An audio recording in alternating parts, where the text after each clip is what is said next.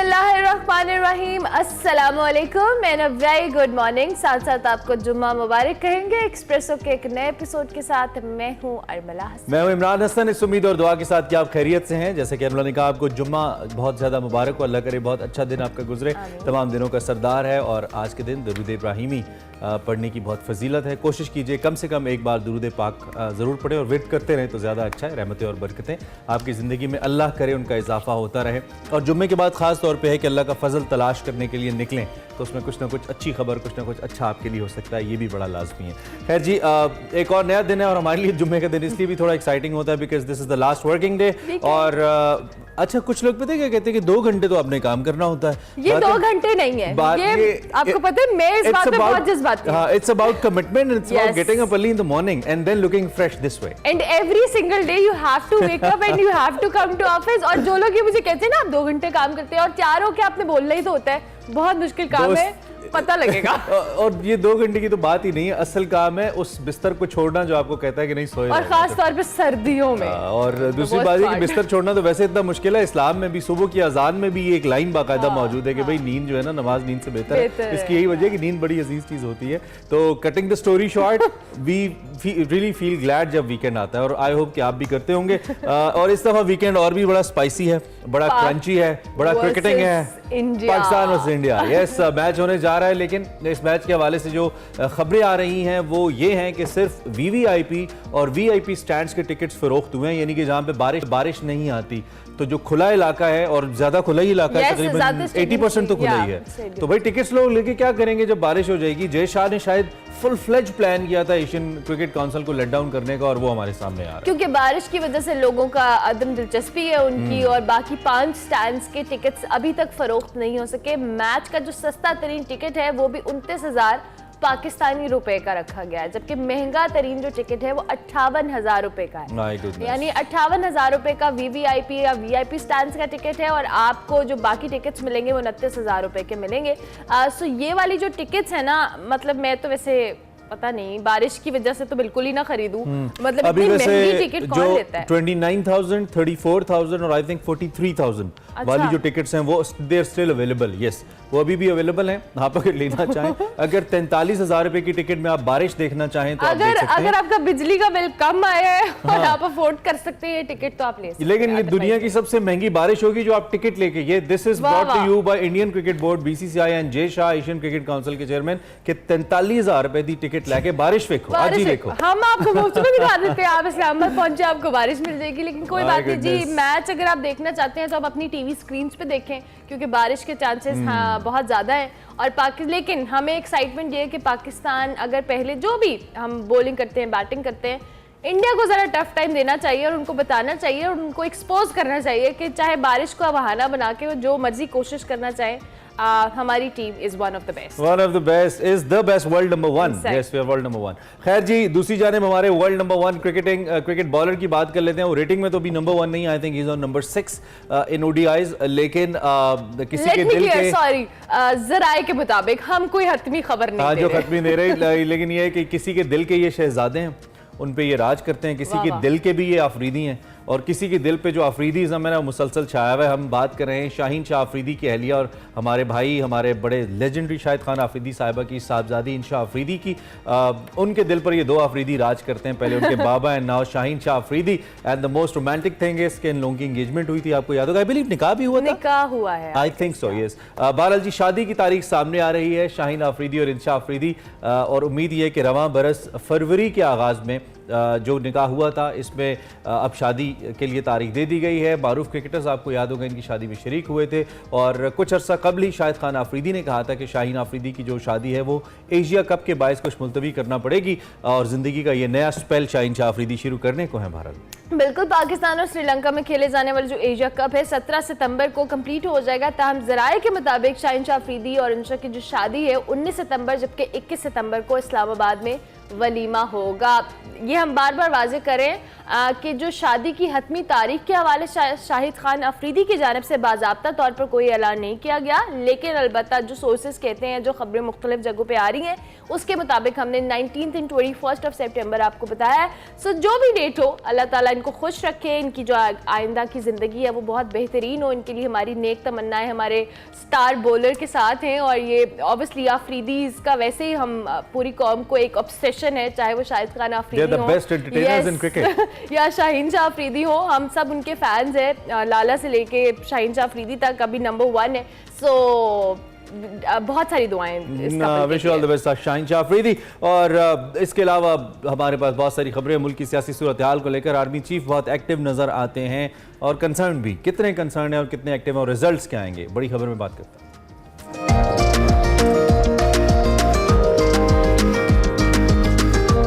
हाँ जी, तो जैसा कि हमने आपको बताया, जनरल आसिम मुनीर साहब बहुत कंसर्न नज़र आते हैं पाकिस्तान की मुआशी सूरत हाल को लेकर, और जो बिज़नेस कम्युनिटी है इससे मुताल्लिक आपको बताया कि उनसे मुलाकात हुई आर्मी चीफ की। इसके बाद जो रुपए की कदर है उसमें बेहतरी आई है, सरमायाकारों का एतमाद कदर बहाल हुआ है और कुछ रिजल्ट्स हमने देखे हैं। डॉलर की भी ऊँची उड़ान थोड़ी थमी है, चूँकि मुख्तलिफ खबरें जो बाहर आई थी उसके मुताबिक आर्मी चीफ ने अपनी कमिटमेंट का इजहार किया था तमाम उन पॉइंट्स की जानिब जो इस वक्त हमारी इकॉनमी को हर्ट करें, जैसे डॉलराइजेशन है, जैसे मुल्क में डॉलर्स का ना होना है, डॉलर लिक्विडिटी क्रंच जिसे हम कहते हैं, इसके अलावा जो टैक्स नेट है उसको बढ़ाया जाना है, बिजली चोरी है, स्मगलिंग है, सभी शोबों की जानिब ऐसा लगता है कि एक प्रॉपर होमवर्क के साथ आर्मी चीफ साहब ने इसके ऊपर काम करने के बाद बात की है। But still I believe Urmila, बात या स्टेटमेंट से आगे निकलकर इंप्लीमेंटेशन किस हद तक होती है और होना नजर आती है, दिस इज द कंसर्न। उसके बाद ही हम कुछ कह सकते हैं कि मामला बेहतरी की जानिब। बिल्कुल, दूसरी जानिब बिजली के बिलों की भी बात करेंगे और कारोबारी हफ्ते के हवाले से अगर बात करें तो चौथे रोज भी रुपए की कदर में, जैसे इमरान ने कहा, बेहतरी आई ओपन मार्केट में, जो कि रुपए ने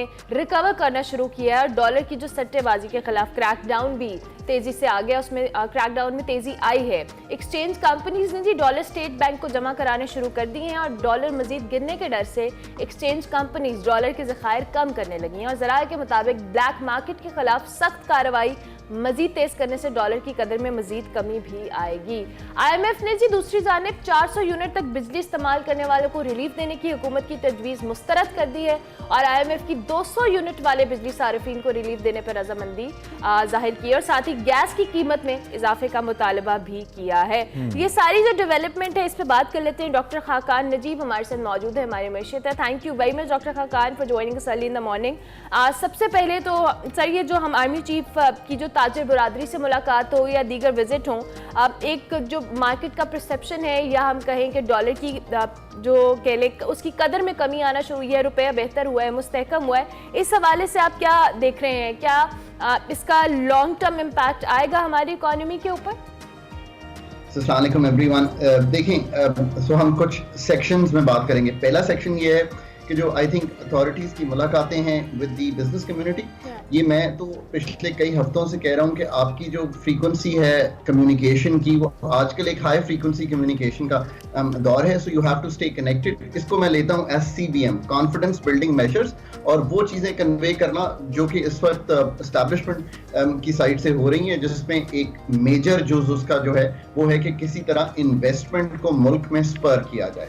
सो ये एक चीज़ हुई है। दूसरी चीज़ ये हुई है कि ये जो हमारा रुपी और डॉलर की पैरिटी है, एक तो हमारा इंटरबैंक का रेट है मिला, देखिए उसमें तो एक प्रेशर है। मैंने हमेशा, और इमरान ने अभी वर्ड भी यूज़ किया, डॉलर लिक्विडिटी क्रंच का एक प्रेशर है, हमारे ज़र मुबादला के ज़खायर पे रहता है। कल भी हमारे ज़र मुबादला के ज़खायर 70 मिलियन गिरे हैं।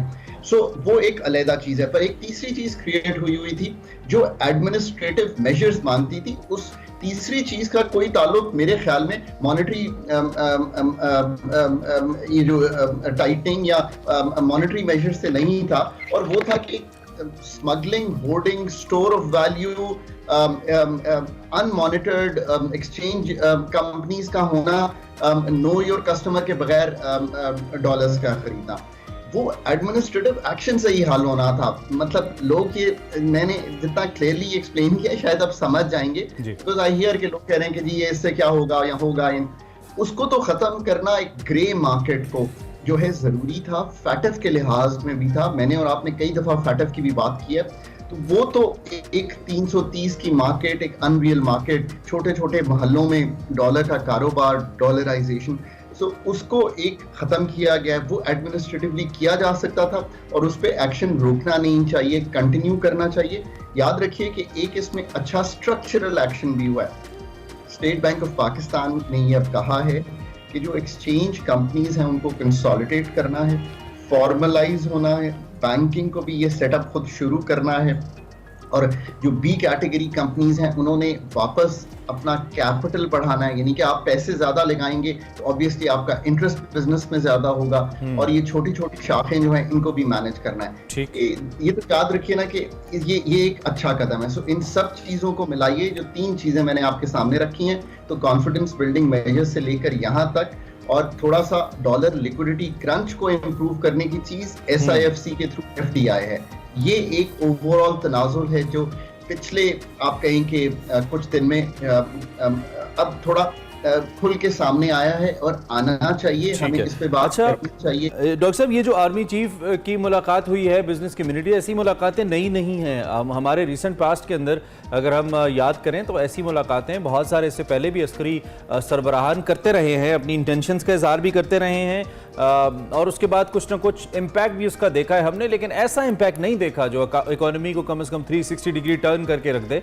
और ये 360 टर्न आपको मालूम है कि बिलोंग करता है हमारी कमिटमेंट से, हमारी विल से और हमारी इन्फोर्समेंट से, जो हमने कुछ चीज़ों के ऊपर करनी है, जैसे टैक्स कलेक्शन है, जैसे लाइन लॉसेज हैं, जैसे स्मगलिंग को रोकना है, या इस सारे मामले के ऊपर।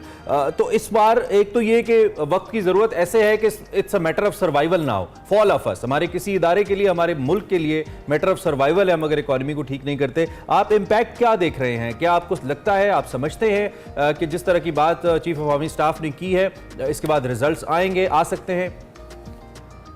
मुल्क एग्जिस्टेंशियल इकोनॉमिक चैलेंज में है।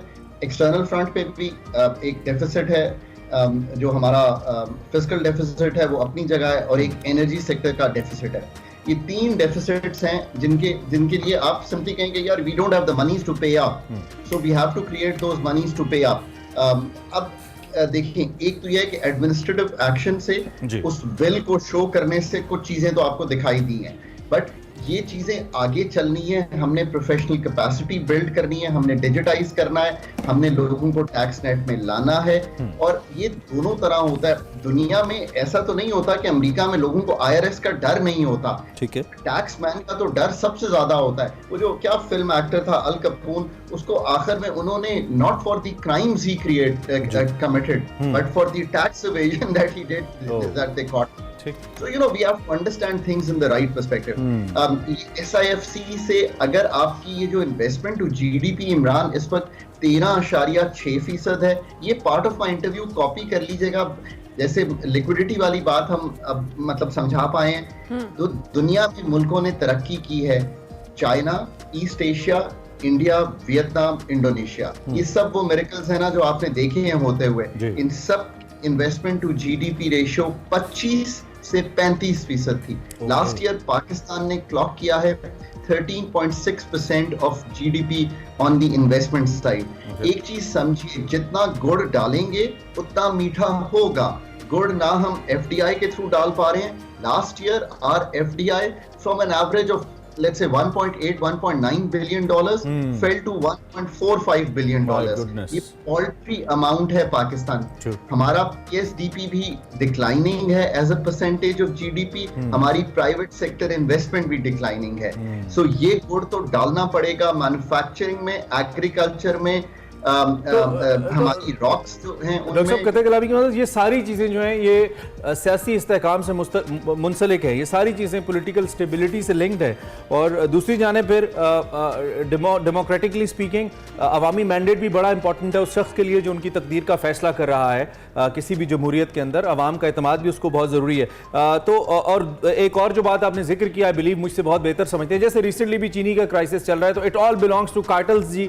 कुछ ऐसी पावरफुल शख्सियात से जाके इसके ताने बाने मिल जाते हैं जो अनफॉर्चुनेटली खुद ही डिसीजन मेकर्स हैं या जा रहे हैं या रहते हैं पाकिस्तान के अंदर, इसके ऊपर अब अगर खुल के बात नहीं होगी तो कभी भी नहीं हो सकती। तो फिर इन सारे फैक्टर्स के बावजूद क्या फिर हम अपनी विल को इन्फोर्स कर सकते हैं? हमसे मुराद स्टेट है, जिस तरह चीफ ऑफ आर्मी स्टाफ ने कहा है कि अब भले इनके ताने बाने पावरफुल शख्सियात तक जाएं जिनके पॉलिटिकल स्टेक्स भी हों, और उसके बावजूद हम इस चीज़ को इन्फोर्स कर सकते हैं यहाँ पे।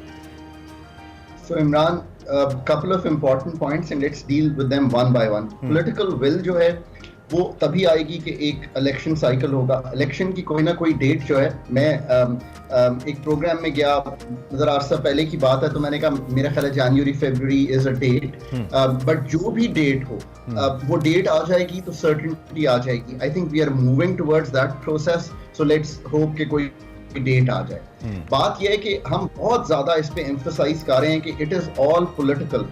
गुजारिश ये है, you know, I have served with the government for more than a decade and I still, you know, engage with them and engage with a number of other governments abroad. आप याद रखिए कि एक पॉलिटिकल विल तो होती है, पर अगर एक्सप्रेस चैनल में आप दोनों जैसे हजरात को नहीं लाएंगे जो टेक्निकल विल भी रखते हो, तो जो लीडरशिप पॉलिटिकल विल है ना, उसका कोई जो इम्प्लीमेंटेशन कोऑर्डिनेशन फ्रेमवर्क बिल्डिंग है वो नहीं हो पाती। It is your engagement with the people जो कंपेटिटिव बिहेवियर क्रिएट करता है। याद रखिए कि इस वक्त जो कोशिश की जा रही है वो ये है कि थोड़ी सी टेक्निकल विल कुछ चीजों में डालकर चीजों को संभाला जाए। जहां टेक्निकल विल नहीं होगी, मैंने बारहा कहा है कि क्लॉग्ड आर्टरीज हैं स्टेट अपैरेटस की, उनको खोलने की कोशिश करें, उनमें से निकलने की कोशिश करें, वरना एनर्जी सबको मालूम है ना चोरी होती है। 100 अरब था सर्कुलर जब जल मुशर्रफ गए, 500 अरब था जब पीपीपी गई, पीएमएलएन गई 1100 अरब, पीटीआई गई 2300 अरब, अब 2500 अरब। ये 5 सेक्टर इनमें से सब चाहते थे इसको ठीक हो। मैं सबसे गुजारिश करता हूं, आज भी करता हूं, build the competitiveness, build the technical know how. ये मिसिंग है। हम इस चीज से निकल के सारा कुछ डाल देते हैं कि यार ये पॉलिटिकल विल, मेरा ख्याल है ये सब चाहते थे कि पॉलिटिकली ये चीजें ठीक हो। सो एक टेक्निकल विल साथ साथ इसकी आए। देखें, बड़ों की तो जो बात है ना हाथ डालने की, जो आखिरी आपने बात की ऑन द शुगर में दो चीजें, एक तो ये है कि यार ये थोड़े से सीजन में बनती है, सारा साल बिकती है, इसको थोड़ा डीरेगुलेट करना है। बहुत से आंसर है, हम इस पर डिटेल में बात कर लेंगे, बट बड़ों को यार खुद भी रियलाइज करना है ना, टाइम इज कम कि होएगा, मुल्क नहीं तो कुछ भी नहीं है। ये सबसे अहम बात है, बेशक क्या निकालेंगे, और मुल्क खत्म नहीं होते, मुल्क में इतनी डिग्रेडेशन हो जाती है कि उनको फिर ठीक करना मुश्किल होता है। We are not going to go that way. So बड़े अगर खुद नहीं करेंगे तो स्टेट की रिट जो है उसको इम्प्लीमेंट करना पड़ेगा। बिल्कुल वेरी इंपॉर्टेंट। ठीक हो गया डॉक्टर खाकान, अभी आपने एनर्जी सेक्टर की बात की और पिछले हमने बिलों के मामले पे काफी डिटेल बात भी की हुई है। IMF से हुकूमत मुतालबा कर रही थी और कुछ रिक्वेस्ट भी की गई थी कि जी रिलीफ दिया जाए बिजली के बिल्स के अंदर, लेकिन अब IMF ने 200 यूनिट वाले सार्फिन के लिए रिलीफ पर रजामंदी का इजहार किया, लेकिन साथ साथ जो गैस है उसको महंगा करने के हवाले से मुतालबा किया है। ये जो 200 यूनिट हैं ये तो बड़े मेरे ख्याल से बहुत सारे आम लोगों के घरों में इस्तेमाल होते हैं, चाहे वो पंखा है या कोई बेसिक चीज़ें चला रहे हैं। So how do you see कि इससे आम आदमी की मुश्किलात में, ऑब्वियसली जहां हम IMF से रिलीफ मांग रहे हैं उसका आम आदमी के लिए हमने ये रिक्वेस्ट की थी, लेकिन अनफॉर्चुनेटली इसका कोई आपको लगता है कि लॉन्गर रन में इम्पैक्ट होगा, आम पब्लिक को कुछ रिलीफ मिल पाएगा? एनर्जी सेक्टर जो है वो पाकिस्तान की एशलीज हील है, जो इकोनॉमिक ग्रोथ को भी रोके हुए है और मेरे और आपके घर में हमारा जो दिमाग है उसका कंफर्ट भी डिस्टर्ब कर रहा है। इसमें कोई दो आरा नहीं हो सकती। अभी हमने फिगर्स भी देखे, आपके सामने रखे, हर हुकूमत के यहाँ क्या हुआ। सो लेट्स मूविंग ऑन, इसको तो बहुत ठीक करना है और अगेन ये स्टोरी हमने खुद लिखनी है और इसको लिखना पड़ेगा। But in the short run देखें, जो रिलीफ IMF के साथ हो सकता है, बजट बहुत टाइट है, तो ये 200 तक हुआ है। 200 तक 61% लोग हैं जो इसमें फॉल करते हैं, डोमेस्टिक का 61%, नॉट दी होल। उनको बिल्स भी स्टैगर हुए हैं और मिला। So you know I have to be honest with them. But एक और ऑनेस्ट उनके साथ स्टोरी अच्छी ये शेयर कर रहा हूँ कि जुलाई अगस्त के बिल्स जो आए हैं उनमें जो अगस्त में बिल रिसीव हुआ है उसमें 2 माह का जो बढ़ा हुआ बिल है ना वो बहुत से लोगों को रिसीव हो गया है। तो याद रखिए कि ये 7 और 7 2 लग के आ गए हैं, ये एक एबरेशन है। मेरा ये ख्याल था कि हम IMF को थोड़ा सा अगर ये बराबर कराते, मेरी तरह के ही लड़के लड़कियां बैठे हैं, मेरी ही यूनिवर्सिटी से पढ़े हुए हैं, समझदार लोग हैं, पाकिस्तान के डॉक्टर हैं इस वक्त, तो वो समझ जाते हैं। IMF में बैठे हैं ना, हुकूमत में नहीं बैठे ना, प्रॉब्लम ये जिन्होंने समझाना है वो नहीं बैठे। ठीक हो गया। Well said. Imran's a smart guy. So वो 200 तक एक कॉमन रिलीफ है। ये 13-16 में भी जब मैं कह रहा था तब भी उन्होंने 200 को क्रॉस करते हुए बड़ा मुश्किल आ रही थी। एक्चुअली बात ये समर मंथ्स में जो 200 है ना वो 300 हो जाता है। मसला इस तरह से है जब पंखे ऑन होते हैं और फ्रिज लोगों के घर चलते हैं, लेकिन अगर जो लो इनकम अर्नर है वो तो पंखा चलाएगा और उसका बिल बढ़ जाएगा, तो उसके लिए तो जिंदगी डिस्टर्ब हो जाएगी। एक पर्टिकुलर सैलरी उसके पास है। सो लेट्स होप कि थोड़ा सा इससे स्टैगर करके उनको थोड़ी सी रिलीफ मिले। अभी लेट्स सी के कोई इनकम सपोर्ट प्रोग्राम में उनको रिलीफ की बात। ठीक है, अब डॉक्टर साहब बिल्कुल I got just last 1 minute. याद है पहले आप बहुत अच्छी तजावीज़ भी दिया करते थे और अब उन तजावीज़ की लोगों को कदर भी आ रही होगी। When you used to say please save, situation is going to be worst and it is now somehow and still, लेकिन वो थमने का नाम नहीं ले रही है। तो अब हम चाहेंगे मजीद, अब आपके पास कोई सजेशंस में तब्दीली आई या फॉर एन आम आदमी is watching you right now, कुछ मशवरा दे दें। हालात तो ख़राब हो गए हैं जिसका हिंदी आप दिया करते थे। यार देखें, एक तो ये कि अपना जो एक तो कंजर्वेशन की मैंने हमेशा बात किया ना कि अपने बाहर कम जाएं, बिजली कम जलाएं। दूसरी बात मैंने किया अपनी इनकम बढ़ाएं। इनकम बढ़ाने से अगर मेरा बेटा मैट्रिक है तो वो क्लास 8 की ट्यूशन 100 रुपए की भी दे दे तो दैट्स इनफ। एक तीसरी चीज जो अब क्रिएट हुई है ना वो ये है कि आप घर से निकले ना तो सारे जो अपने घर के टीवी, रेडियो कुछ भी है उनको पीछे से बटन बंद करें। उससे आपकी ये जो इलेक्ट्रिसिटी की जो हल्का हल्का भी यूज हो रहा है ना जब आप घर पे नहीं है और वो ऑन है, वो बेहतर हो जाएगा। और आखिरी बात ये कि जब अब खरीदें चीजें तो उनसे पूछें कि यार इसकी एफिशिएंसी क्या है चीजों की, क्या ये गैस गजलर्स हैं, एनर्जी गजलर्स हैं और आर दे एफिशिएंट थिंग्स। तो ये चौथी है। वाह बेहतरीन। आपने जब ये पीछे से बटन बंद करने का कहा है, कुछ लोग इतने डरे में उन्होंने अभी से कर दिया इस हद तक खौफजदा है लोग, लेकिन नाज़रीन फौरन नहीं करना, हमारे शो की बात करना है। डॉक्टर साहब thank you very much for your presence. आप तशरीफ लाए और आपने बहुत सरासिल गुफ्तगू हमारी हुई टेक्निकल साइड के ऊपर भी एंड देन लाइटर साइड के ऊपर भी, जो आवाम के लिए कुछ तजावीज़ हैं उस पर भी हमने इन डिटेल्स मारी। ब्रेक लेते हैं, ब्रेक के बाद वापस आते हैं। आप देखते रहिए Expresso. Welcome back to Expresso. Break के बाद वापस आ गए और अब आपको दिखाएंगे हमारा सेगमेंट हमाकत की नफ्सियात, जिसमें आज बात हो रही है कि जहां ज़रूरत नहीं होती वहां हम एक्शन में क्यों नजर आते हैं। इस पे देखते हैं आज क्या बात हो रही है आज के सेगमेंट में।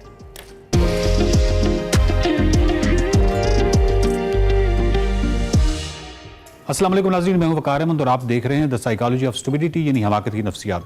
हमाकत की नफ्सियात में आज जिस मौजू को हमने ज़ेर बहस लाना है या जिस मौजू पर हमने बात करनी है उसके वाले से चंद मिसालें पहले देता जाऊं ताकि आपके ज़हन में एक क्लैरिटी हो जाए कि मौजू बुनियादी तौर पे है क्या। आपने देखा होगा कि जब कोई वेबसाइट नहीं खुल रही होती तो अमूमी तौर पे हमारा एक रवैया होता है कि हम बार बार कीबोर्ड पे एंटर का बटन दबाते हैं। इसकी एक और मिसाल दूं, जिस तरह एक गोल कीपर होता है तो आपको मालूम है कि गोल कीपर जो है वो हर वक्त मूवमेंट में होता है। क्रिकेट में भी आपने देखा है कि जब एक्शन की ज़रूरत नहीं होती तब भी इंसान जो है वो एक्शन में रहता है। इसको इस तरह समझ लें, अगर बॉल गोल कीपर की तरफ नहीं भी आ रही तो गोल कीपर जो है वो मूवमेंट में है, कभी इस साइड पे है कभी इस साइड पे है, मूवमेंट में रहता है। तो फ़र्ज़ कीजिए कि दो तरह के सिनेरियो हैं। एक सिनेरियो ये है कि गोल कीपर अपनी जगह पे खड़ा हुआ है और जब वो बॉल आती है तो उस वक्त वो एक्शन करता है और वो बॉल को रोक लेता है। अच्छा, दूसरी ये हो सकता है कि वो मुसलसल क्योंकि एक्शन में है तो एक ख़ास मूवमेंट में वो एक अपनी लेफ़्ट साइड पे है जबकि बॉल जो है वो राइट साइड पे आई है और ये एक ऐसा इत्तेफाक हुआ है कि जिसकी वजह से उसको अब ये वाला जो सफ़र है ये करते हुए टाइम लगेगा। अच्छा, अगर ये साइंटिफिक स्टडी आपको ये बता दे कि अगर गोलकीपर अपनी जगह पे मुस्तहकम रहे या स्टैटिक पोजीशन पे रहे तो इसका इम्कान, इसकी प्रोबेबिलिटी कहीं बढ़ जाती है कि वो बॉल को रोक सकता है, तो आप क्या कहेंगे? इसी तरह एक और मिसाल आपको देता जाऊँ। फ़र्ज़ कीजिए आप इशारे पे रुके हुए हैं तो हम देखेंगे कि मुख्तलिफ गाड़ियों के अंदर जो ड्राइवर्स हैं वो स्टीयरिंग बजा रहे हैं, वो कुछ ना कुछ एक्शन उस वक्त कर रहे हैं। तो ये वो जो एक्शन है, यानी अब सवाल ये पैदा होता है कि why do we prefer doing something to doing nothing, यानी कोई भी ऐसी सिचुएशन में हम कुछ ना कुछ करने को प्रेफर क्यों करते हैं? इसको कहते हैं एक्शन बायस। एक्शन बायस जो है ये बेसिकली एक रुझान है, एक टेंडेंसी है to favour action over inaction. इसकी क्या वजह है? इसकी कोई एवोल्यूशनरी या इर्तिका में कोई ऐसा प्रॉब्लम हुआ है, इस पे बात करते हैं। और क्या कोई ऐसा तरीक़ेकार हो सकता है कि जिससे हमें ये अगर आइडिया हो जाए कि इस तरह की सिचुएशन में जहाँ पे एक्शन ज़रूरी नहीं है वहाँ पे हमारा जो एक्शन करना है वो नुकसानदेह साबित हो सकता है, क्योंकि एक्शन बायस पॉलिसी मेकिंग से लेके, पॉलिटिशियंस से लेके और बहुत हमारी अपनी अमूमी फ़र्द की अमूमी जो आम जिंदगी होती है उनमें फैला हुआ आपको नज़र आता है और ये नुकसानदेह साबित होता है। अच्छा, जनरली ऐसा होता क्यों है? उसमें एक जो बुनियादी नुमाया वजह है वो ये है कि पीपल विल जज यू, लोग आपको जज कर रहे होते हैं। एक गोलकीपर है, उसको लोग जज कर रहे होते हैं, या इसी तरह एक ऑफिस में एक फ़र्द है जो कि उसको जज किया जा रहा है कि वो काम कर रहा है या नहीं कर रहा, और ऐसी सिनेरियो कि जहाँ पे काम करने की एक्शन की ज़रूरत नहीं है तो अपना एक्शन किसी न किसी हवाले से जारी रखेगा। यानी अगर मुआशरती हवाले से देखा जाए तो डेफिनेटली आपको क्योंकि जज किया जा रहा होता है और आप इससे डरते हैं कि आप पे इल्ज़ाम ना लगे, आप पे ब्लेम ना हो, तो उसकी वजह से आप डिफरेंट डिपार्टमेंट्स में मुख्तलिफ सतहों पे, माशरे की किसी भी सतह पे आप देखें तो आपको ये चीज़ नज़र आएगी कि वो उस ब्लेम के डर से, उस इल्ज़ाम के डर से कि ये कुछ कर नहीं रहा, उसकी वजह से आपको एक ख़ास वो फ़र्ज जो है वो एक्शन में नज़र आएगा, हालांकि उस एक्शन का उस वक्त सिचुएशन से कोई ताल्लुक आपको बराह रास्त नज़र नहीं आएगा। और दूसरा जो सतह है जहाँ पे आपको ये तो नहीं है कि लोग आपको जज कर रहे हैं या लोग आपको देख रहे हैं या आपको इल्ज़ाम लगाएंगे, इससे हट के भी अगर आप तन्हा भी हैं तो भी ये रवैया जो है आपको एक्शन का एक ऐसी जगह पे जहाँ पे उसकी ज़रूरत नहीं है वो आपको नज़र आता है, आप पे ब्लेम ना हो, तो उसकी वजह से आप डिफरेंट डिपार्टमेंट्स में मुख्तलिफ सतहों पे, माशरे की किसी भी सतह पे आप देखें तो आपको ये चीज़ नज़र आएगी कि वो उस ब्लेम के डर से, उस इल्ज़ाम के डर से कि ये कुछ कर नहीं रहा, उसकी वजह से आपको एक ख़ास वो फ़र्ज जो है वो एक्शन में नज़र आएगा, हालांकि उस एक्शन का उस वक्त सिचुएशन से कोई ताल्लुक आपको बराह रास्त नज़र नहीं आएगा। और दूसरा जो सतह है जहाँ पे आपको ये तो नहीं है कि लोग आपको जज कर रहे हैं या लोग आपको देख रहे हैं या आपको इल्ज़ाम लगाएंगे, इससे हट के भी अगर आप तन्हा भी हैं तो भी ये रवैया जो है आपको एक्शन का एक ऐसी जगह पे जहाँ पे उसकी ज़रूरत नहीं है वो आपको नज़र आता है। उसकी एक वजह ये भी है कि आपकी जो अक्ल है वो आपको रीइंफोर्स करती है, बार बार तहरीक देती है, और ये आपकी लाशौरी तौर पे आपके जहन में होता है कि ये जो एक्शन है ये हमेशा इन एक्शन से सुपीरियर होता है, अमल करना अमल ना करने से सुपीरियर है, चाहे उस वक्त अमल करने की ज़रूरत है या नहीं है, इससे हट के। अब सबसे अहम तरीन वजह की तरफ आते हैं। सबसे अहम तरीन वजह यह है कि हमें एक सेंस ऑफ कंट्रोल इससे मिलता है। हमें ऐसे लगता है जैसे चीज़ें हमारे कंट्रोल में। आप उस गोलकीपर की ज़रा नफ्सियात देखिए कि जो मूवमेंट में है, अगर वो खड़ा रहेगा स्टैटिक, अपनी उसी जगह पे मुस्तहकम खड़ा रहेगा, तो उसके अंदर जो सेंस ऑफ कंट्रोल है वो लॉस होगा, यानी उसको ऐसे एहसास होगा जैसे चीज़ें कंट्रोल में नहीं है। जितना वो मूवमेंट करेगा उतना उसका सेंस ऑफ कंट्रोल कि बॉल जो है वो किसी भी हवाले से कहीं पे भी आती है तो मैं उसको रोक सकता हूँ, ये जो सेंस है, ये जो कंट्रोल का सेंस है, ये उस एक्शन की वजह से पैदा हो रहा है। तो इंसान जो है गो कि उस एक्शन की ज़रूरत नहीं होती, कोई रीजनिंग नहीं है, लेकिन उस वक्त उस एक्शन को इसलिए प्रेफर कर रहा होता है, इसलिए तरजीह दे रहा होता है क्योंकि उसको सेंस ऑफ कंट्रोल हासिल हो रहा होता है।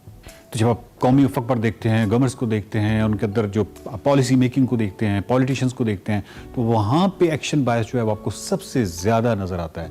चीज़ें आपके कंट्रोल में हैं या नहीं हैं, आपने बहरहाल ये शो करना है कि रिस्पॉन्सिबिलिटी का जो पेन है या जो ज़िम्मेदारी का दर्द है वो आप बखूबी उससे आगाह हैं, और आप इस चीज़ से भी आगाह हैं कि आपने डिलीवर करना है। और इस हवाले से अगर कोई ऐसा पाज, क्योंकि मीडिया भी जज कर रहा है, तो कोई इस तरह का पाज नहीं आना चाहिए जिसमें कोई ऐसा मैसेज चला जाए कि हम एक्शन नहीं कर रहे। लेकिन एक्शन बायस जो है वो प्रोग्रेस की तरफ या तरक्की की तरफ या इस हवाले से निशानदेही करता है कि इससे कोई ख़ास प्रोग्रेस नहीं होती, बल्कि सफ़र जो है वो उल्टा चलता है। अब ये होता क्यों है? अगर एवोल्यूशनरी पर्सपेक्टिव में देखें तो ऑफ कोर्स हमने एक्शन को हमेशा से, क्योंकि हमारा सर्वाइवल का मामला था, तो एक्शन को हमेशा इन एक्शन पे तरजीह दी, और वही आज, चाहे इसका ताल्लुक हमारे सर्वाइवल से बराह रास्त जुड़ा हुआ नहीं भी है, लेकिन वो हमारे यहाँ नज़र आता है, हमारे रवैयों में नज़र आता है। और ये रवैये जो है ये मुस्तकिल रहते हैं अनटिल कि आप इसके पीछे मैकेनिज्म को एक दफ़ा पहचान न जाएं। मिसाल के तौर पे आज आपको मालूम हुआ कि एक्शन बायस ये होता है, तो यकीनन नेक्स्ट टाइम आप बार बार एंटर नहीं दबाएंगे। आपको मालूम होगा कि मैं मोबाइल को या कंप्यूटर को थोड़ा सा मुझे टाइम देना चाहिए, या कम से कम मेरी इस मोमेंट का इस चीज़ से कोई ताल्लुक नहीं है कि चीज़ें जो हैं वो सॉर्ट आउट हो जाएंगी। तो इस हवाले से और बहुत सारी ऐसी जगह हैं जहाँ पे आपको फील होगा कि अच्छा ये वाला जो एक्शन है ये एक्शन बायस में आता है और इसका प्रोग्रेस से या इसके सिचुएशन से कोई बराह रास्त ताल्लुक नहीं है, तो आप एनर्जी ऑफ कोर्स ज़ाया नहीं करेंगे और आप कोशिश करेंगे कि यकीनन कि एक्शन बायस का आप शिकार ना हो। यही बुनियादी तौर पर मुकदमा है नफ्सियात के अंदर कि जितने भी कॉग्निटिव बायसेस हैं वो पहली सतह पे फ़र्द जो है वो पहचानता है। तो ये बहुत बड़ी सतह है कि जहाँ पे आप अपने इर्रेशनल या गैर अकली चीज़ों को पहचानने की कम से कम सलाहियत तो हासिल कर लें। और दूसरी सतह जो है वो ये है कि जहाँ पे आप अपने इस गैर अकली रवैयों को रोकते हैं और ना सिर्फ आइडेंटिफाई करते हैं, उन ट्रिगर्स को आइडेंटिफाई करते हैं, बल्कि आप कोशिश करते हैं कि ये गैर अकली रवैये जो हैं ये कम से कम हो और इन पे हमारा कंट्रोल जो है वो ज़्यादा से ज़्यादा हो। यही मकसद है द साइकोलॉजी ऑफ स्टुपिडिटी का। देखते रहिए हमाकत की नफ्सियात। Welcome back to Expresso. I hope you enjoying the show. हम क्रिकेट की बात कर लेते हैं। स्पोर्ट्स के बारे में आपको पता है क्रिकेटिंग फीवर एक चल रहा है और प्रोग्राम के आगाज में भी हमने इसका जिक्र किया। सुपर 4 बनला जारी है। पाकिस्तान ने पहला मैच बड़ा कॉन्फिडेंस के साथ जीता, कॉन्फिडेंटली जीता और अब कोलंबो के अंदर अगला मैदान सजना है। और अगर आप हिस्ट्री की सबसे महंगी बारिश देखना चाहते हैं तो 43,000 रुपये का टिकट है जो लेके आप स्टेडियम में बारिश एंजॉय कर सकते हैं। This is brought to you by Jay Shah and Asian cricket council because Pakistan cricket board ने सजेस्ट किया था कि मैचेस श्रीलंका में कहीं और शिफ्ट कर दें, लेकिन नहीं हुआ और हम देख रहे हैं कि क्रिकेट के साथ क्या रहा। ऐसा तो शायद ऐसे तो नहीं होता है, ऐसा बिल्कुल नहीं होता, तो कभी नहीं देखा। इसी पे तज्जिया ले लेते हैं। अब्बास रज़ा हमारे साथ मौजूद है। Thank you very much Abbas भाई, बहुत शुक्रिया आपने ज्वाइन किया। अभी हम एशिया कप के पाकिस्तान वर्सेस इंडिया की बात तो कर रहे थे, लेकिन हमने सुबह ये खबर भी आई अखबार में भी और हमने दी भी कि टिकट्स फरोख्त नहीं हुए हैं। ऑब्वियसली बारिश की पेश गोई है और लोग इतनी महंगी टिकट्स लेके स्टेडियम में क्या करने जाएंगे? बारिश देखने जाएंगे? ज़ाहिर है पाकिस्तान की टीम चार्टर तैयारे में बैठ के वहाँ पे बारिश देखने तो गई है। तो अब लोगों को पता है, ज़ाहिर है महकमा मौसमियात की पेशगोई तो 10-12 दिन से जो मौजूद बहस बनी हुई है, तो जब मैच ही नहीं होगा तो लोग टिकट क्यों खरीदेंगे? अब जो लोग मीडिया ड्यूटीज़ की वजह से वहाँ पे पहले गए हुए थे वो परेशान है कि मतलब हम बारिश इंजॉय कर रहे हैं यहाँ पे, तो एक्टिविटीज़ तो होने का इम्कान नहीं है। कल के बारिश में कल के मैच से कबल थोड़ा सा मौसम बेहतर होने की पेशगोई है। उसके बाद 17 तक मैंने देखा है कि 70% से लेकर 90% तक बारिश का इम्कान है। बीसीसीआई अपने अज़ाइम में, मकासद तो मैं नहीं कहूँगा, अपने अज़ाइम में कामयाब होता नज़र आता है। जैसे कि ऐसा लगता था कि वो नहीं चाहते थे कि कामयाब पाकिस्तान वर्सेस इंडिया मैच हो और जो थ्रिल है वर्ल्ड कप के लिए उनके अहमदाबाद मैच के लिए वो बरकरार रहे, तो लगता है ऐसा कामयाब होता नज़र आता है। बिल्कुल सही कह रहे हैं आप, क्योंकि पुलवामा हमले हुए मुंबई में जी, तो उन्होंने ये किया कि फौरी तौर पे अपनी जो इंडिया की कंपनी थी उसको शारजा से वापस बुला लिया और पाकिस्तान जो है उसको ब्रॉडकास्टिंग का इशू हुआ तो वो बड़े मसाइल हुए जिसकी वजह से रीशेड्यूल करना पड़ा पाकिस्तान को पीएसएल। तो इस तरह की शरारतें तो होती रही हैं हमेशा से और ये एक बार फिर मुझे शरारत ही लग रही है। लग रहा है कि बारिश का जोर है और भारत का जोड़ तोड़ है और जो शायकीन है वो अब जो है वो बारिश और भारत इसकी कर्म फरमाई पे है कि वो क्या होता है। अच्छा आवाज़ साहब ये भी बताइएगा, ऑब्वियसली अब मैच तो होना ही है, इंडिया वर्सेस पाकिस्तान है, ये वही मैचेस हैं जिसमें हाउसफुल होते हैं और टिकट्स पता नहीं घंटों के अंदर क्या मिनटों के अंदर फरोख्त हो जाती हैं और अभी अनफॉर्चुनेटली ऐसा नहीं हो रहा, लेकिन स्टिल टीम्स ग्राउंड में खेलने तो जाएंगी और घर से खेलने ही गई है, लेकिन वहाँ पे अब बारिश है तो जो भी मामलात है। सो क्या लग रहा है दोनों टीम्स का मोरल कहीं वेदर की वजह से तो नहीं डाउन होगा?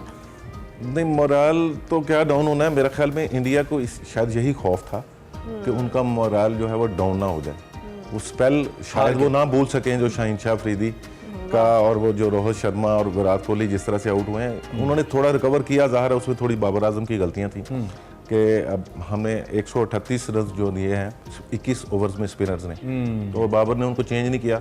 चलें, गलतियों से इंसान सीखता है, लेकिन बहरहाल प्रेशर पाकिस्तान ने अच्छा खासा बिल्ड किया। लास्ट मैच वाली प्लेइंग 11 ही आप देख रहे हैं, पर्टिकुलरली जो हम 4 पेसर्स के साथ गए पाकिस्तान की जो ओवरऑल पॉलिसी मुझे नजर आ रही है ना वर्ल्ड कप के लिए भी और एशिया कप के लिए, वो यही है। बाबर आजम की सोच लग रही है कि जिस पिच पे थोड़ी सी घास होगी तो फहीम अशरफ खेलेंगे और अगर घास ना हुई तो मोहम्मद नवाज खेलेंगे। और यहाँ की विकेट कैसी है? हमने तो सुना है कि वहाँ पे विकेट नहीं बन रही, इतनी ज़्यादा बारिश है कि विकेट भी नहीं बना पा रहे जो क्रिकेटर। विकेट बनी हुई है, कल उनके क्यूरेटर का बयान आया था कि हमें कुछ थोड़ा सा पहले बता दिया करें तो शायद हम कोशिश करें कि इस तरह से कवर करके ना तो कुछ ओवर्स या चंद मैचेस या मुख्तसर मैच जो है 20 ओवर्स का अगर खेलती हैं दोनों टीमें तो ये मैच फैसला कुन शुमार हो सकता है चेजिंग साइड को अगर 20 ओवर्स मिल जाते हैं। ठीक है। तो वो कह रहे हैं कि हमें इस तरह की जो थोड़ा सा पहले बता दिया करें तो हम ड्रेनेज का सिस्टम करके तो कुछ कवरिंग वगैरह करके बेहतर करें कि कुछ ना कुछ लोगों को क्रिकेट देखने के मिल जाए। ठीक है। लेकिन 70 से 90% जब चांस होता है तो फिर बहुत ज़्यादा दुआओं की ज़रूरत होती है। आज जुमे का और रोज़ वक्त भी नहीं मिलता ना कि किस वक्त में वो पिच के ऊपर काम करें, बिकॉज इट्स रेनिंग कंटिन्यूअसली। हाँ जी, तो उन्होंने फुली कवर की होती है पिच, लेकिन इसके बावजूद पानी जो है वो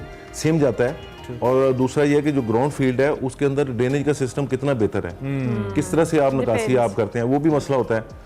तो बहरहाल मुझे तो लग नहीं रहा कि ये मैच होगा। मुझे तो लगता है कि वो इतना महंगा जो है ये बात करेंगे क्रिकेटर्स जो है। चले हम और आप फायदे में, बिजली बच जाएगी थोड़ी हमारी, न टिकट पे पैसे लगेंगे तो टीवी भी बंद कर देंगे, ऐसे होगा। अब हम इतनी इस तरह की कंजर्वेशन हम सोचेंगे। This is with the bad heart trust PV, you so want India Pakistan to play. भाई हमें फैसला चाहिए मैच का, and once a legend said they can not play it, is it से मुराद हमें शाहीन आफरीदी की बजाय पूरा पाकिस्तान ही समझ। Thank you very much Nawaz भाई, बहुत शुक्रिया आपने Thank ज्वाइन you. किया। अभी हम एक ब्रेक लेंगे, ब्रेक के बाद वापस आएंगे। आप देखते रहिए Expresso. Welcome back to Expresso. Programme के दूसरे हिस्से में आपको खुशामदीद कहेंगे। दिखाते हैं आपको सेगमेंट फ्लैग्स, जिसमें सना हमायूं बता रही हैं इस्लामाबाद में हफ्ते के रोज 3 घंटे के लिए लगने वाली एक मुनफरिद मार्केट के बारे में। क्या है ये मार्केट, आपको दिखाते हैं।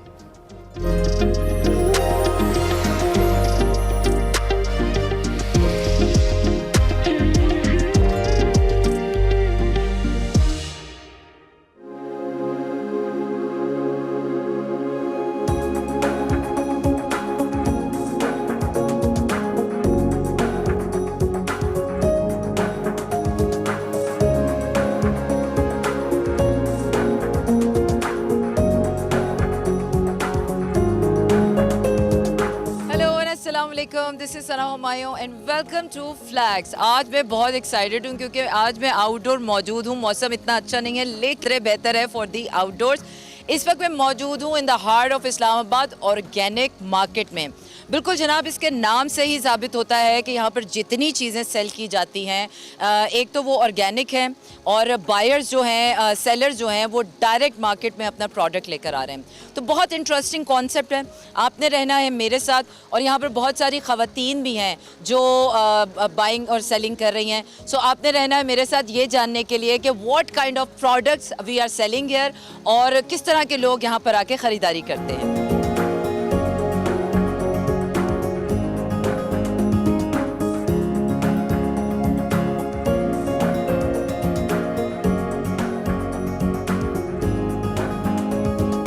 यहाँ पर बहुत ही जबरदस्त खाने की अशिया बेच रही हैं। इनका ताल्लुक फिलीपीन से है और मुझे इनकी अशिया में फिलीपीन खुशबू महसूस हो रही है। Thank you so much for asking. I'm good. Thank you. Grace, first of all, मेरे tell me, देखने वालों को what are you बताएं कि आप selling यहाँ here? क्या बेच रही I see हैं। a lot क्या of ये सब अशिया फिलीपीन की रिवायती चीजें हैं? catch up with these. Are these all Filipino dish? These are all like we also have it in. ये रोसेस हैं। हर मुल्क में रोस रिवायती तरीके से प्रोड्यूस किया जाता है। ये फिलिपीनी रोस है और ये बहुत ज्यादा स्पाइसी नहीं होता। Not so spicy. Can I try? क्या मैं कुछ चख सकती हूँ?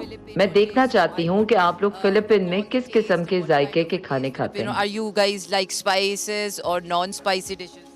Well, we are so influenced by the countries that we visited. हम लोग जिस मुल्क में रहते हैं खाने भी वैसे ही खाने लग जाते हैं, लेकिन आम तौर पर फिलिपीन खाने मसालेदार नहीं होते। और अब मेरी कुकिंग में पाकिस्तानी सकाफत का ज्यादा फ्लेवर आता है। Pakistani culture, so I love to eat spice. So best of luck, Grace. आपका बहुत शुक्रिया। मुझे खुशी है कि आप अपने मुल्क और एंटरप्रेन्योर खवातीन की नुमाइंदगी कर रही You're हैं। such a pride to all of us. Thank you so much.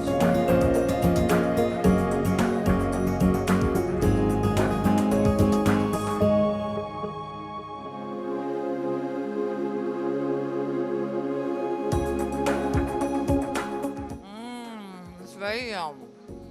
Very, very yum. Must recommend it to come and buy these rolls with some Filipino touch.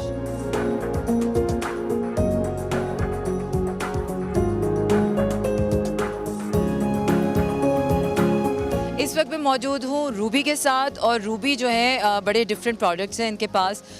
सारे ये रूबी बताएंगी कौन से प्रोडक्ट्स हैं, क्योंकि मुझे अभी तक मार्केट में इस तरह के प्रोडक्ट रेंज नज़र नहीं आई है। तो रूबी वुमेन एंटरप्रेन्योरशिप को भी प्रमोट कर रही हैं और वुमेन एम्पावरमेंट की भी बहुत बड़ी एग्जांपल है। रूबी पिछले 4 साल से इस ऑर्गेनिक मार्केट में जो है वो अपने प्रोडक्ट सेल कर रही हैं। तो रूबी, सबसे पहले तो congratulations on a long journey to come here, और आगे भी आपने जाना है। अच्छा, मुझे सबसे पहले बताइए कि प्रोडक्ट रेंज क्या है? ओके, मेरी स्पेशलिटी है फर्मेंटेशन। उसमें प्रोबायोटिक्स मेन थिंग है। Probiotic is good for good bacteria. उसमें kimchi, kombucha, sauerkraut, apple cider vinegar, balsamic vinegar, और उसके बाद हमारा आ जाता है सॉल्ट्स में एप्सम सॉल्ट से रिलेटेड फिर हम प्रोडक्ट्स आगे करते हैं। फैब्रिक सॉफ्टनर है, मैग्नीशियम ऑयल है, इसी तरह हमारे स्किन से रिलेटेड हैं all natural and organic without any preservatives, they are all natural. And उसमें ये है कि हम किसी तरह का भी कोई केमिकल यूज़ नहीं।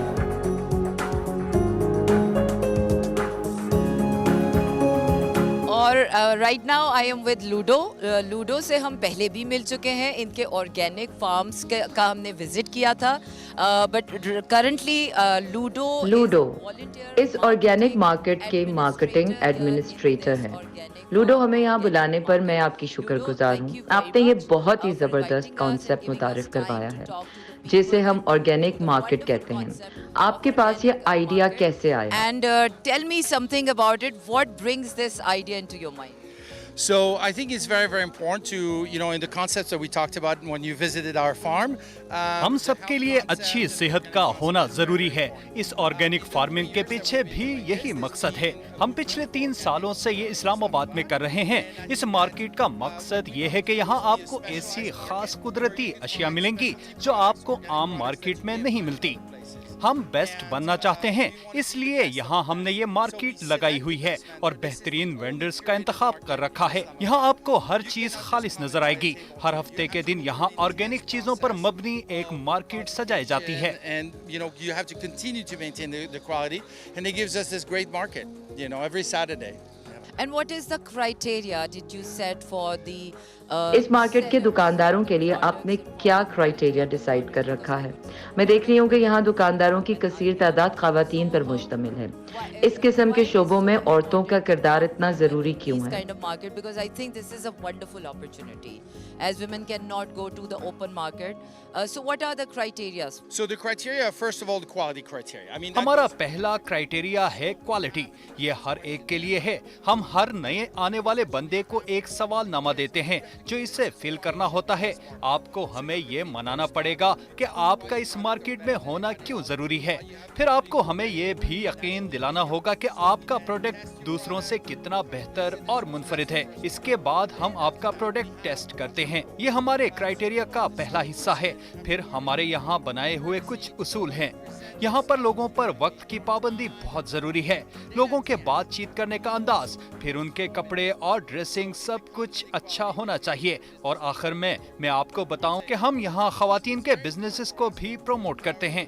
हम इस मार्केट में खवातीन के एफर्ट्स को तरजीह देते हैं। खवातीन को एम्पावर करना हम सबकी जिम्मेदारी है और इस मार्केट का विजन भी यही है। priorities are environment and then women empowerment.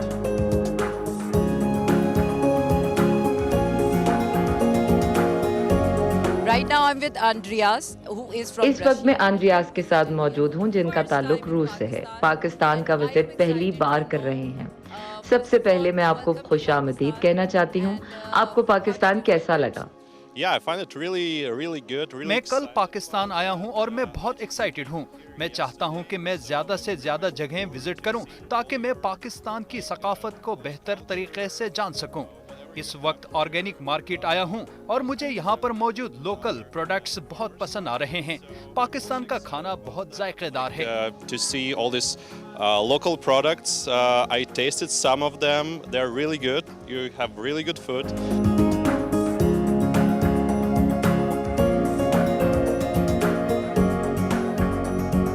मैं इस वक्त मौजूद हूँ आयशा के साथ। She is a true example of women entrepreneur. 6 साल से ये ऑर्गेनिक अपने प्रोडक्ट्स जो है सेल कर रही हैं।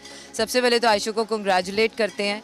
On this wonderful effort. और प्रोडक्ट्स मुझे बहुत ही कोई खूबसूरत लग रहे हैं, साफ़ सुथरे पैकिंग के साथ। तो आयशा कुछ बताइएगा कि क्या प्रोडक्ट्स हैं और कहाँ से आप इनको प्रोड्यूस कर रहे हैं? जी सना, मेरी फार्मिंग जो है नीलादुल्ला में है। चक्री से आगे नीलादुल्ला का इंटरचेंज है, उससे हार्डली 10-12 किलोमीटर के फासले पे मेरा अपना फार्म लैंड है। वहाँ पे तमाम मेरी सीजनल वेजिटेबल्स होती हैं, फ्रूट ऑर्चर्ड्स हैं। वहाँ पे फिक्स थी मेरी अपनी, मैं सीज़न में लेके आई, पीचेस थे। उसके अलावा फ्री रेंज फार्मिंग है, पोल्ट्री का सेटअप है मेरा, कैटल फार्मिंग है वहाँ पे मेरी अपनी।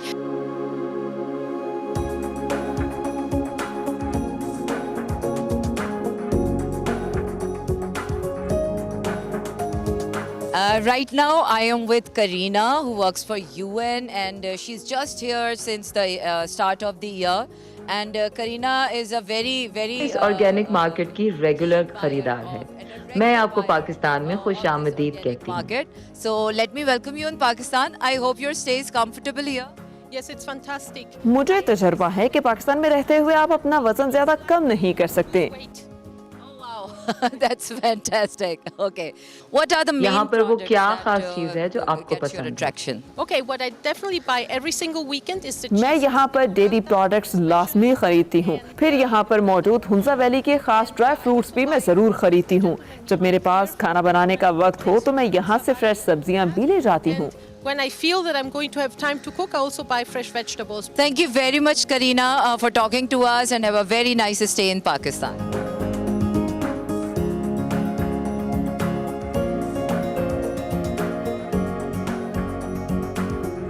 मैंने तो ऑर्गेनिक मार्केट का विज़िट बहुत इंजॉय किया, लोगों से बात करके, यहाँ के प्रोडक्ट्स देखकर। और मैं तो यहाँ से काफ़ी सारी शॉपिंग करके जा रही हूँ, क्योंकि यहाँ पर मिलने वाले प्रोडक्ट्स आपको वाकई नॉर्मल मार्केट में, ओपन मार्केट में नहीं मिलते।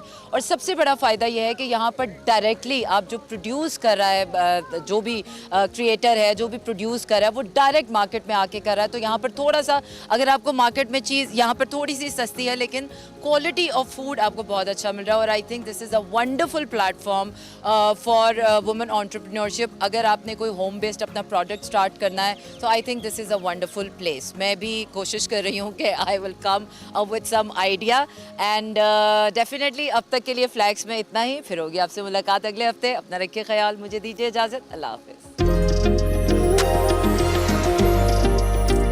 अपने काम के अंदर तो माहिर एक्सपर्ट हैं ही, अपनी प्रोफाइल को लेकर अपने करियर को लेकर, लेकिन अब इस तरफ आए बतौर प्रोड्यूसर। हम बात करें musician, vocalist, music producer Bilal Maqsood साहब की।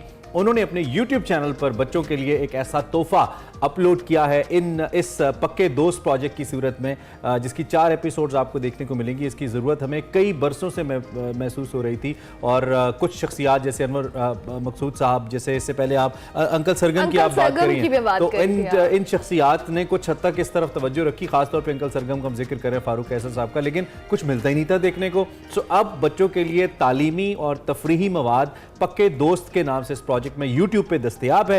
ये पपेट शो है, इसमें कुछ कंस्ट्रक्टिव बातें भी हैं, कुछ फन भी है, और बेस्ट पार्ट ये है कि ये बच्चों के लिए है, और इसमें 13 गाने भी शामिल हैं। बिल्कुल, और 8 स्केट्स हैं। और पक्के दोस्त जो है 4 एक साथ पर मबनी एक सीरीज है, जिसकी हर एक किस्त का जो ड्यूरेशन है वो 15 मिनट्स के करीब है। मुख्तलिफ मौज़ूआत को इसमें मद्देनजर रखा गया। और इमरान, सबसे इंपॉर्टेंट बात यह कि यहाँ पर बच्चों के लिए कुछ प्रोडक्टिव एक्टिविटी, यानी जो वो कुछ देख रहे हैं यूट्यूब के ऊपर या सोशल मीडिया के ऊपर, उससे वो कुछ लर्न भी कर रहे हैं। That's very important. इसी पे बात करते हैं पक्के दोस्त के प्रोजेक्ट के प्रोड्यूसर, हम सबके बहुत पसंदीदा Bilal Maqsood Sahab. Thank you very much Bilal for joining us in Expresso. I hope you are doing well. ये जो बहुत शुक्रिया, इट्स एन ऑनर डेफिनेटली कि आप आज हमारे शो का हिस्सा बने। हम ज़रूर चाहेंगे ज़रा आप अपने इस प्रोजेक्ट को हमारे देखने वालों के लिए एक्सप्लेन कीजिएगा कि ये जो पक्के दोस्त का प्रोजेक्ट है, इसका आइडिया, इसकी जो ब्रेनस्टॉर्मिंग से लेकर इसकी एग्जीक्यूशन तक, what was the thought process actually? बहुत शुक्रिया बुलाने का और इस पे बात करने का। ये प्रोजेक्ट मेरे दिल के बहुत करीब है, और तकरीबन पिछले 25 साल से मैं इस प्रोजेक्ट के बारे में सोच रहा हूँ। क्योंकि जब मेरा बेटा पैदा हुआ उस वक्त, यानी हम जब बड़े हो रहे थे, हम तो सुहेल राना साहब के गाने सुन के बड़े हुए, और आज भी हम वही गाने अगर कहीं भी सुन लें तो हम अपने स्कूल के असेंबली में पहुंच जाते हैं, हम अपने घर के उस कमरे में पहुंच जाते हैं जहाँ टीवी रखा होता था, हम सीधा में खींच के अपने बचपन में वो गाने ले जाते हैं। और ये इन गानों की बड़ी ताकत थी, और क्योंकि वो हमें अपने कल्चर, अपनी ज़ुबान, अपनी सकाफत के साथ कनेक्टेड रखते थे। आजकल के बच्चे जिस तरह बड़े हो रहे हैं, एक्चुअली जब मेरा बेटा बड़ा हो रहा था तो मैंने उसको सुहेल राना साहब के गाने सुनाने की कोशिश की, लेकिन वो थोड़े से आउटडेटेड हो चुके थे वो गाने।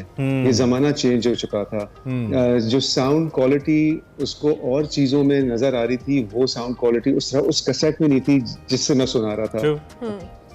तो वो नहीं सुनना चाह रहा था। तो मैंने अपनी बीवी से यही बात करता था कि एक शो बनाना है मुझे, इन बच्चों के लिए गाने देने हैं जो आज के बच्चे हैं, जो उर्दू का कंटेंट ही नहीं है, सारे अंग्रेजी गाने सुन रहे हैं। और आज तो यानी हद हो गई है, मतलब तकलीफ होती है देख के जिस तरह का कंटेंट अवेलेबल है, और जिस तरह अम्मा अब्बा बच्चों को टीवी के सामने छोड़ देते हैं कि भाई चलो बस लगा दो यूट्यूब और सब कुछ देखो।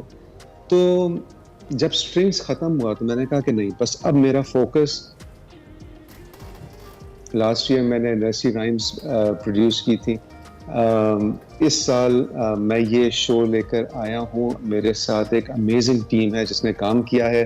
अभी 13 गाने हैं और बहुत सारे स्किट्स हैं जिसमें हम बात कर रहे हैं, एजुकेशनल बात भी कर रहे हैं, मॉरल एथिकल वैल्यूज पे भी बात कर रहे हैं, और बहुत सारा मजा फन के साथ। अमेजिंग बिलाल, बहुत ही जबरदस्त है। मतलब ये आइडिया इटसेल्फ इतना अच्छा है, कितना लोग इसको बच्चे सराहते हैं। नहीं, वो तो with the time ideas develop होते हैं और विद द टाइम इंप्रूव करते रहते हैं। वो तो इंशाल्लाह ज़रूर इसको अप्रिसिएशन मिलेगी, वी बिलीव।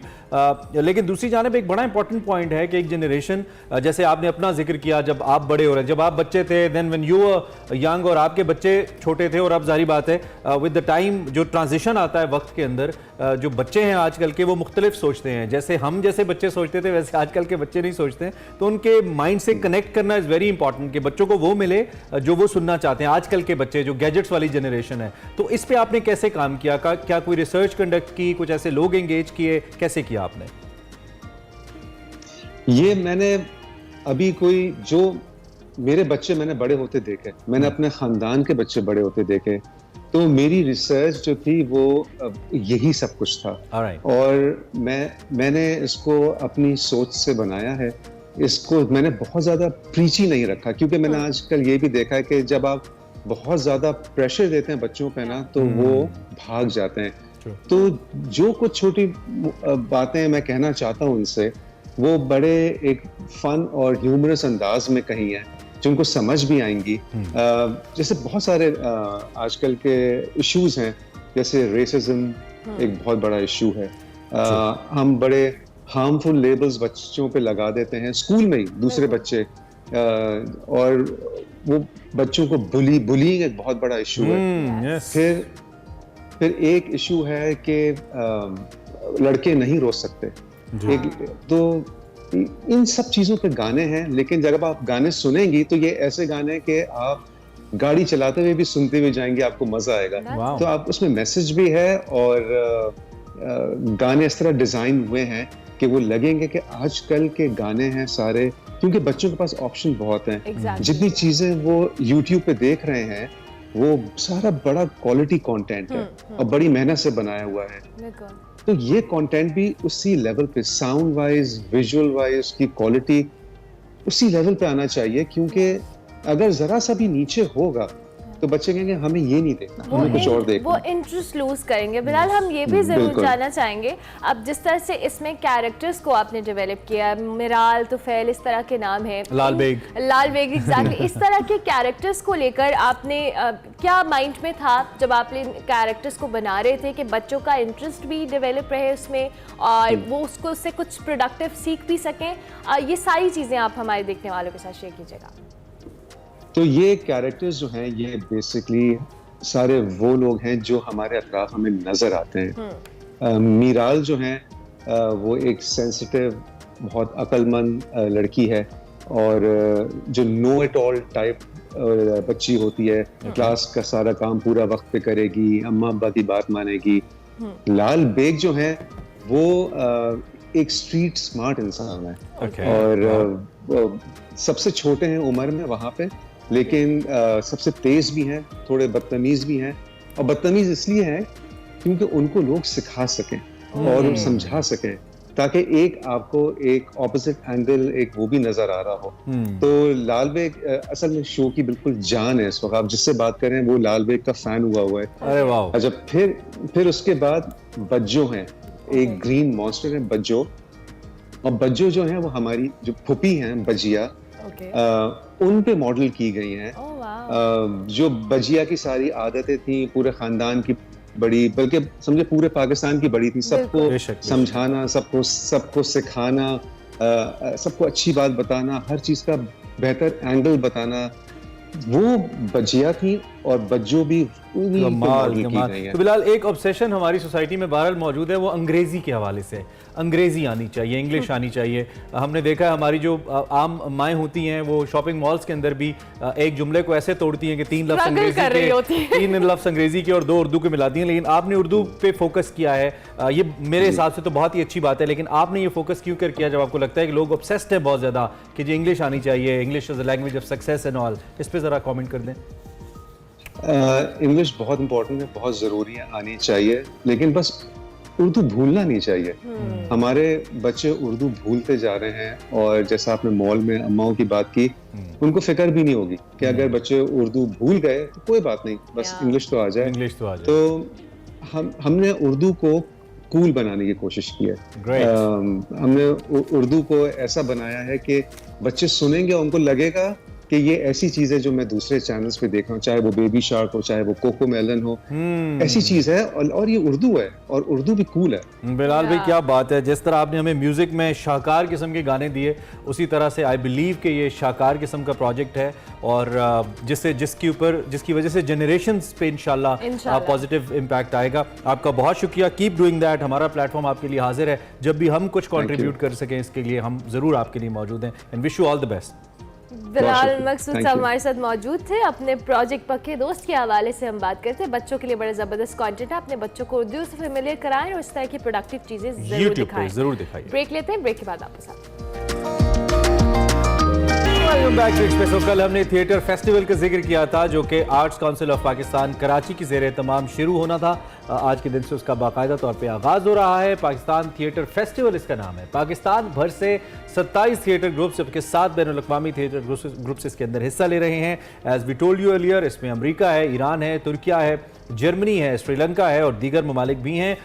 30 रोज़ा फेस्टिवल है, 45 शोज़ इसमें मुख्तलिफ वर्कशॉप और मुबाहिसे मुनक़्क़िद किए जाएंगे। इस फेस्टिवल में उर्दू, अंग्रेज़ी, फ़ारसी, सिंधी, पंजाबी ज़बानों में थिएटर पेश किए जाएंगे।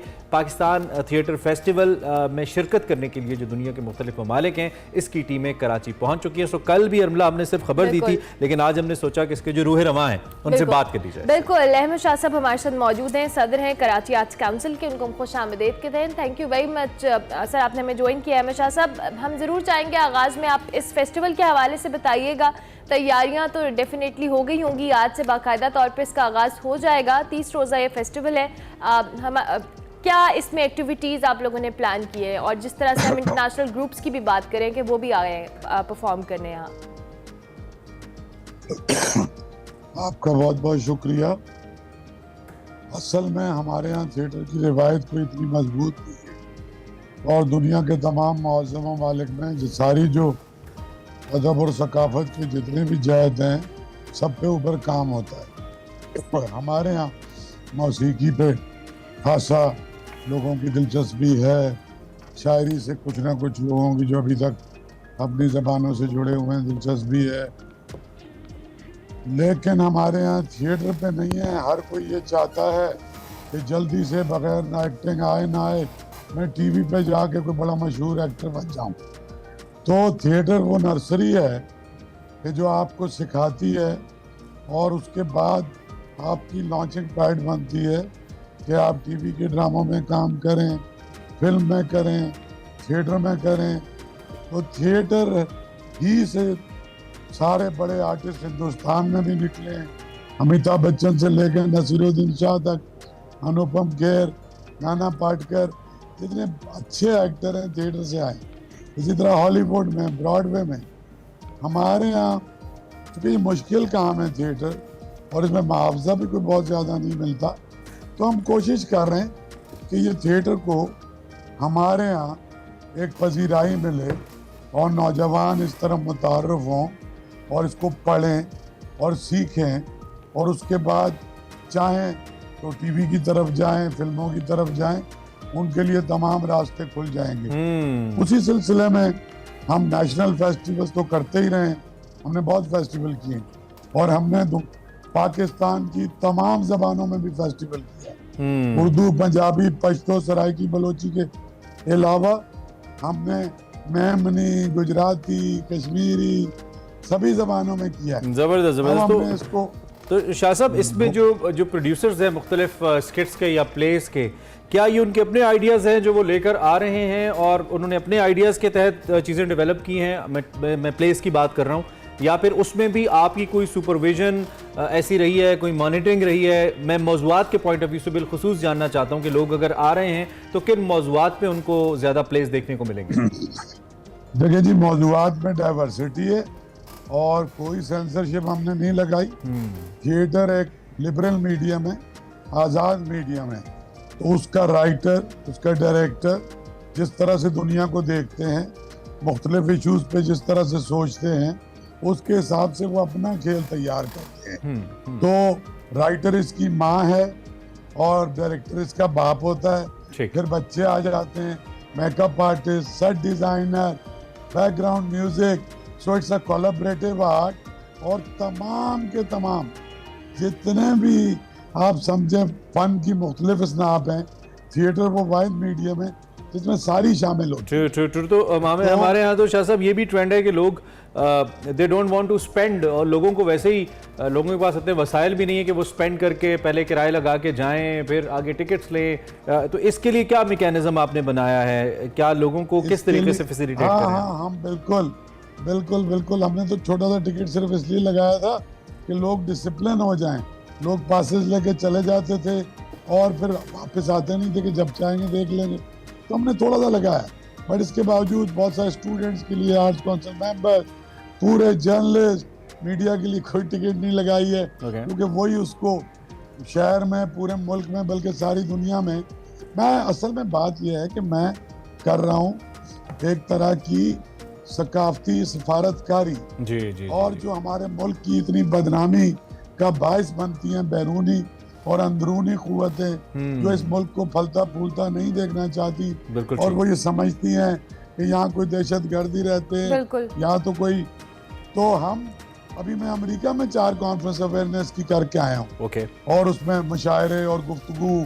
तो सर बैनुल-अक़वामी दुनिया से कुछ मशहूर लोग आ रहे हैं शाह साहब, या किस लेवल के लोग हैं जो परफॉर्म करेंगे? सारे ऑथेंटिक थिएटर ग्रुप आ रहे हैं, और ये जो अमेरिका से फिजिकल थिएटर ग्रुप आ रहा है, ये भी वहाँ का बहुत प्रोमिनेंट, और ये मुख्तलिफ यूनिवर्सिटियों में पढ़ाते हैं। श्रीलंका का टॉप थिएटर ग्रुप भी आ रहा है, टॉप, और उसके साथ टॉप डांसिंग ग्रुप भी आ रहा है, इंटरनेशनली नोन। इसी तरह से ईरान का उन्होंने मिनिस्ट्री ऑफ कल्चर ने बाकायदा 3 शॉर्ट लिस्ट किए हैं। राइट शाह साहब, आपकी हमेशा जो एफर्ट्स है वो हमें बहुत पसंद आती हैं, बहुत सराहते हैं हम आपकी कोशिशों को और आर्ट्स काउंसिल की, और हम उम्मीद करते हैं, दुआ करते हैं कि आपका जो इवेंट है वो सक्सेसफुल हो, और ऐसे कई इवेंट्स आप दीगर इलाकों में भी करें पाकिस्तान के। हमारी बेस्ट विशेस आपके साथ हैं, इंशाल्लाह किसी और नशिस्त में ज़रूर शाह साहब आपसे बात होगी। शुक्रिया, आपने हमें आज के लिए वक्त दिया। आप आर्ट्स काउंसिल में ज़रूर जनाब, उनका ये इवेंट है, ज़रूर जाइए, देखिए, छोटा सा टिकट है, थिएटर देखिए और थोड़ा सा फ्रेश हो जाइए, बिजली के बिलों से निकल के, घरों के किरायों से निकल के, आपको अच्छा एहसास होगा। चलिए जी, ब्रेक लेते हैं, ब्रेक के बाद वापस आते हैं। Welcome back to Expresso. Programme का आखिरी हिस्सा है, and since it's the weekend तो हमारी कोशिश होती है कि हम आपको एक ट्रेलर ज़रूर दिखाएं, टीज़र ज़रूर दें। मुस्तनसर हुसैन तारड़ साहब का बेहतरीन प्रोग्राम जो कि आपको बहुत पसंद भी आता है, जिसमें वो बात करते हैं अपनी ज़िंदगी के मुख्तलिफ एक्सपीरियंसेस के हवाले से। हम कारवां सराय की बात कर रहे हैं, कश्मीर सीरीज़ इसके अंदर चल रही है, और अब बॉर्डर की दोनों तरफ, यानी कि सब कॉन्टिनेंट में चले, ऐसा कर लेते हैं, पाकिस्तान एंड इंडिया। कश्मीर के कौन सी फिल्म्स थी जिसमें कश्मीर को या कश्मीर से रिलेटेड एस्पेक्ट्स को फोकस किया गया, इस पे इस एपिसोड में बात हो रही है। आपको ज़रा थोड़ा सा झलकियाँ दिखाते हैं। हमें बराह रास्त कुछ इत्तलाआत आई हैं कि हमारा ये प्रोग्राम एक्सप्रेस का कारवां सराय श्रीनगर में देखा जाता है और बहुत पसंद किया जाता है, तो हम आपके लिए ये प्रोग्राम कर रहे हैं, तो बराए करम इसकी पसंदीदगी की इत्तला कीजिएगा। कश्मीर जो है वो एक पोटेंट हवाला है अदब के लिए, और अदब हमेशा तख्लीक होता है जब कोई जबर की सूरत हाल हो और जब लोग नाखुश हों। महमूद हाशमी की एक तहरीर है कश्मीर उदास है, कृष्ण चंद्र ने भी शायद जेहलम के किनारे या जेहलम की नाव लिखा, टीटवाल का कुत्ता इसने लिखा मंटू साहब ने, उसका तज़किरा बाद में आएगा। लेकिन मेरा ख्याल है कि सबसे ज़्यादा जो बुलंद आवाज़ है, पोटेंट है, जो मशहूर आवाज़ है कश्मीर के हवाले से, वो सदा बुलंद की है अरुंधति राय ने। और वो कहती है कि कश्मीर में जो हरूफ तहज्जी हैं, जो अल्फ़ाबेट्स है, वो बिल्कुल बदल गए। ए से आज़ादी, आर्मी, अल्लाह, attack, AK-47, ammunition, ambush, Al Badr, और बी से क्या है, body, bullet, bust, bomb blast, और सी से क्या है, curfew, cross fire, crackdown, custodial killings. उसके बाद हम आते हैं फिल्म, और पहले पाकिस्तान की बात करते हैं। यहाँ भी बहुत सारी ऐसी फिल्में बनी जिनका मौजू कश्मीर था, लेकिन मुझे जो सबसे ज़्यादा पसंद है वो मेरे पसंदीदा हदायतकार रियाज शाहिद, उन्होंने एक फिल्म बनाई थी ये अमन, गायकी जो थी नूरजहां की थी और ए हमीद जैसे महान म्यूज़िक डायरेक्टर की म्यूज़िक थी उसमें। तो अदीब इस फिल्म में भी विलन बने हुए हैं और संगीता है, और इसका एक गाना जो मुझे हॉन्ट करता है कि जुल्म रहे। पूरा प्रोग्राम आप संडे को 7:05 पे देख सकेंगे। प्रोग्राम का वक्त खत्म हुआ, हम आपसे मंडे को मिलेंगे। कल और परसों आप बेस्ट ऑफ देखिएगा। What a feeling। अल्लाह हाफिज़।